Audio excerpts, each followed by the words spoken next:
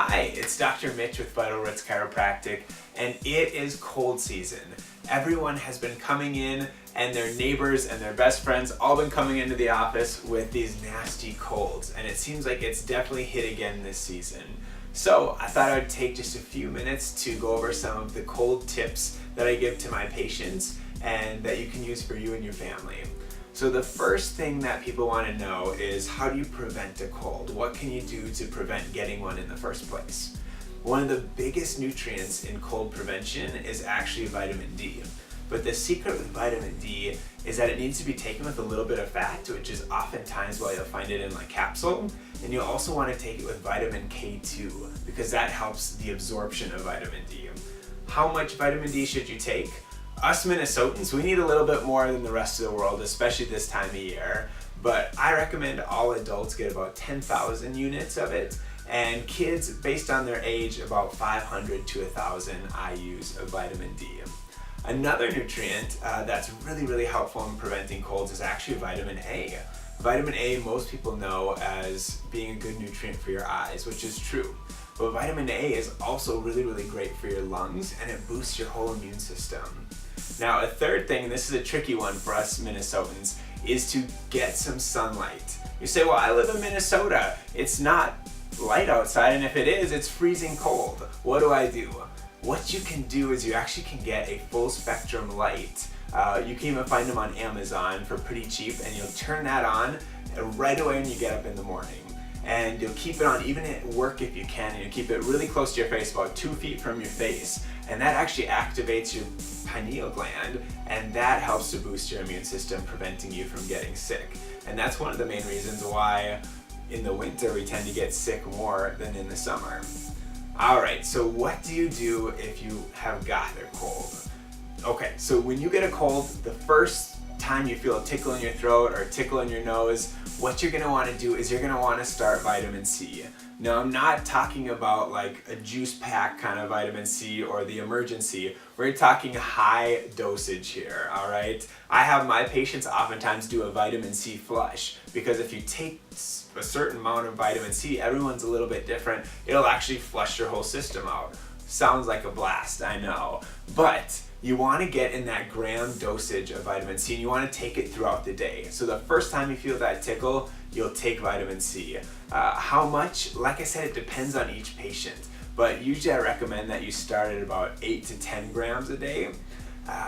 They've done a ton of research on vitamin C. So 16 studies on vitamin C. They compiled them all together, and what did they find? That vitamin C actually decreased the duration of a cold by 31% on average, and decreased symptoms by 40%. Pretty sweet. Another nutrient that you can take is actually zinc lozenges. But the key with zinc lozenges is you have to take them consistently. So every 2 to 3 hours that you're awake, you have a zinc lozenge. Why do you want to take them? Zinc is critical for the immune system. When you have a cold, your body needs more zinc to make more white blood cells. Research has shown that by taking lots of zinc lozenges when you're sick, it reduces the duration of a cold by 42%. So zinc and vitamin C, just those two together, are doing pretty good. Now, a third nutrient that's really good is garlic.